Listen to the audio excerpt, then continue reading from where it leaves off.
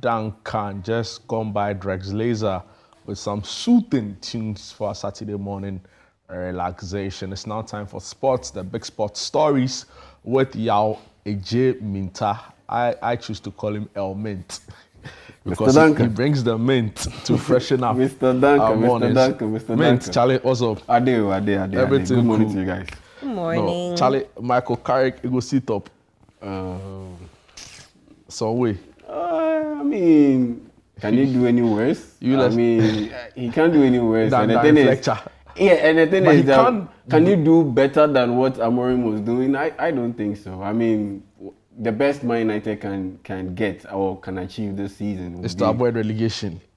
Well, yes, that's the basic, and to qualify to the Champions League, because now they are out of the Carabao Cup, they're out of the FA Cup, they didn't compete in any European competition, so it's just qualification to the Champions League, next season's Champions League. That's the agenda. Is it feasible for the season? Yes, it is feasible because now with the Premier League, you have 5 teams qualifying to the Champions League, and so what that means is Man United being ranked 7th.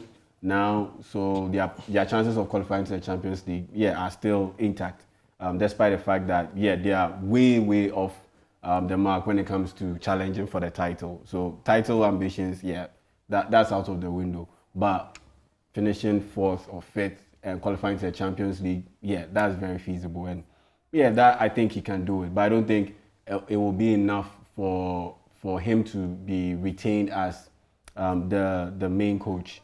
Beyond this season. I mean, it's on an interim basis. His hire is on an interim basis till the end of the season. And that's why I never understood why they got rid of Ruben Amorim. Because if you are going to bring in a new coach and it's not an upgrade on Ruben Amorim, then what's the point of sacking him? Because at least let him finish or see the season out. Then you make a proper review of a whole campaign, because he's never had a full campaign. He came in last season, midway through the campaign, after Eric Ten Hag got sacked. Then he came in and you brought him in. He hasn't had a full season. This would have been his full season. And January, you let him go. I don't agree with it, because at the end of the day, Man United had Eric Ten Hag. He had a system. He got pressured to change the system. He changed the system. And he was also faulted for that, okay, this is your identity, you need to play your philosophy. But he didn't, and he was just chopping and changing, and it didn't create a little bit of stability. So in a sense, he wasn't his own man, and they let him go. And they brought in Ruben Amorim, knowing very well that this man says, I want to play a back 3. I wanted to start with Nigeria, but this is a back 3 system I want to play. And you wanted to establish a system. And so you went out there, paid money to buy him out of his contract at Sporting Lisbon, and invested in him heavily by giving him a new contract and all. Then he sets out to do his thing, and midway through the campaign, you say you are not too comfortable with him playing with a back 3 system or sticking with a back 3, and that he should be open to change. But you got rid of the previous coach because he dropped his philosophy and adapted. So where do you stand? Do you stand with a coach who goes by one principle, or do you stand with a coach who goes by multiple principles? Man United haven't made up their mind. They're in a confused state, and that's why I don't have too high an ambition for Man United being able to achieve all these things that they set out to. And so Man United taking on Manchester City later today at 12:30 p.m. I see Manchester City winning it. At the end of the day, they are a very good team, and now they are winning games. I mean, helped by Antoine Semenyo getting a couple of goals in there. And a little bit of an update. They've agreed a deal in principle to sign Maguire, who's a defender and the captain for Crystal Palace. And so the rich keep getting richer. And for Man United, the chaos just keeps on going. So that's about it for the Manchester derby. Later today, Chelsea will play against Brentford. Joe Duncan's Chelsea will play against Brentford on the back of they losing at home to Arsenal by 3-2 in the Carabao Cup semi-final. And so yeah, that's about it in the English Premier League. Now let's come home. Yeah, let's come home. Let's come to the continental football. The big one.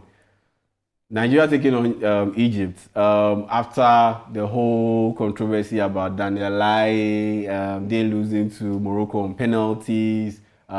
Egypt, they missed out on the chance to make it to the final and then compete for the chance to win an 8th AFCON title. I mean, Egypt, they hold the record. They've won the most AFCON titles. They've won 7.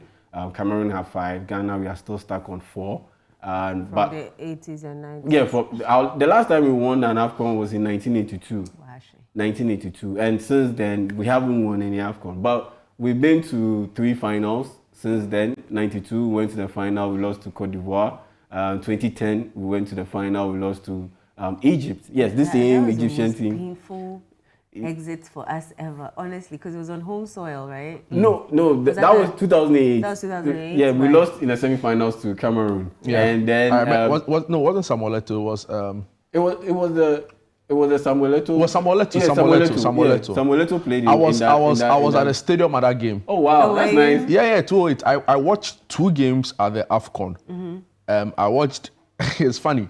I watched the opening ceremony. Oh yeah. And I watched the Cameroon game. Oh wow. Yeah. You know, the man the guy was my best man. I went with him. Oh, okay. Yeah, okay. 208. I remember so well. Nice. In fact, Eto'o scored the goal right in front of the stand we were in. Oh man. That must hurt. I remember it was. That must hurt. Oh God. I remember the Baruso last minute. Oh Jesus Christ. He lined up the shot, the free kick, and he just ballooned it. See, I remember that very walk because we parked at Ministries. No. I remember, you could clearly tell the country was dark. You know, we felt we could have won the AFCON. Oh yeah. If we had gone to the final, we would have been a different case. And that's the thing with the Black Stars in recent years. We are almost there, almost there. Because 2008, we were almost there.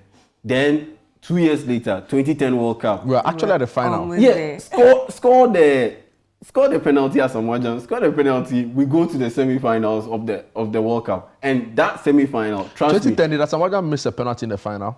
Yeah, I'm talking about the World Cup. Okay, the World Cup. Yeah. Oh, yeah. So I mean, you go to the final, trust me, that World Cup, if we have gone to the semi-final, we have definitely gone to the final and potentially won. Because there was no way the Dutch were going to beat Ghana in that semi-final. With the whole of Africa behind us, with that momentum, nah, I don't think so. And so, yeah, that's the unfortunate thing about the Black Stars. 2015, we also made it to the final. Yeah, we had a 2-0 lead in the penalty shootout. I don't know how that thing happened. In the penalty shootout, we had a 2-0 lead. And some way, somehow, we blew those chances and Cote d'Ivoire ended up winning it. So, yeah, we've been to 3 finals. It's not like Ghana has just fallen off the radar. We've been to 3 finals and unfortunately, we haven't won any. And so, yes, later tonight, it's Egypt taking on Nigeria. I'm tipping Nigeria to win it because at the end of the day, both teams are demotivated after losing in the semi-finals. So it will be down, and there will be a lot of changes. I mean, a lot of the big boys will be rested because,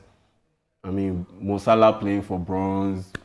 Yeah, it's no big. I mean, bronze. I mean, he's been to the final twice, the AFCON final twice, and he's lost out twice.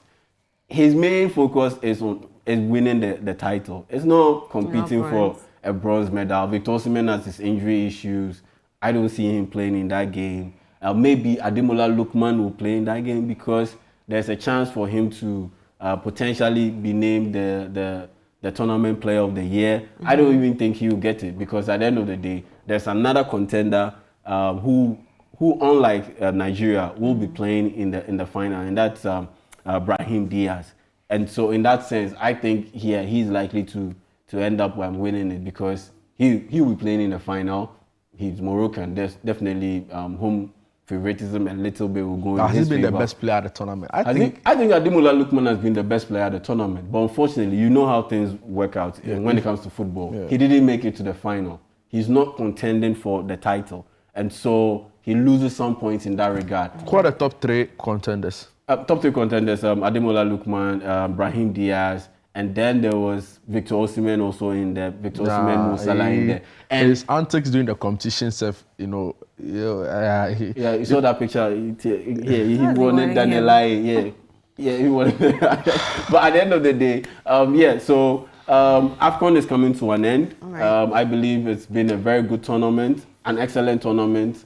Not too many controversies, not too many negatives, not too many downsides.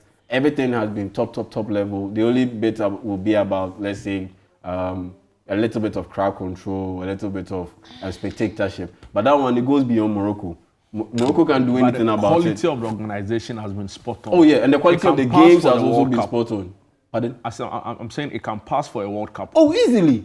But it's our World Cup. Easily. To the extent No, that, like- to the extent that officials who are involved in the organization of this year's World Cup, they made their way over to Morocco to check out their pitch technology and all those things, organization and all. So yeah, Morocco When put can out we get there? an That's the excellent. question.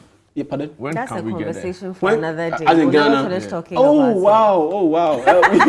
Yeah, that's a whole conversation for another day. That's Thank a you very whole much for giving conversation me for that another response day. because we have a long way to go. Yesterday, Dreams FC played against Accra Hearts of Oak.